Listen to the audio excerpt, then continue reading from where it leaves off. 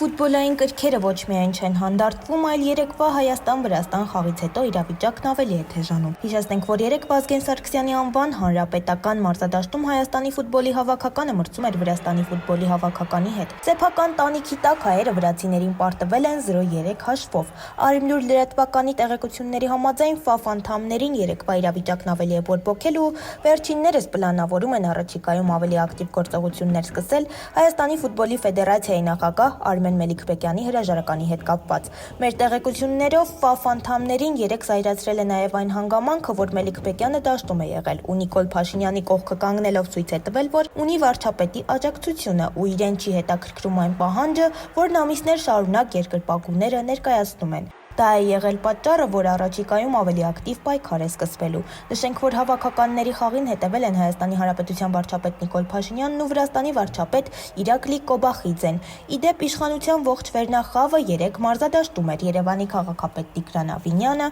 տարածքային կառավարման և ենթակառուցվածքների նախարար Դավիթ Խուդատյանը, ազգային ժողովի քաղաքացիական պայմանագիր խմբակցության պատգամավոր Ալեքսեյ Սանդիկովը, Հայաստանի Հանրապետության պաշտպանության նախարար Սուրեն Պապիկյանը, կրթության, գիտության, մշակույթի, սպորտի նախարար Ժաննա Անդրեասյանը, կառավարության աշխատակազմի ղեկավար Արայիկ Հարությունյանը։ Իսկ հանրապետական մարզադաշտում իրավիճակն այնքան լարված էր, որ ոստիկանական ուժեր էին անընդհատ ավելանում, իսկ Երևանի ոստիկանապետ Արամ Հովհաննիսյանը անդադար շրջում էր մարզադաշտում։ Իսկ դրան զուգահեռ երկրպագուները տեսնելով խայտառակ պարտությունը բարկացած վանկարկում էին. Մելիքբեկյան հեռացիր, հրաժարականն անխուսափելի է։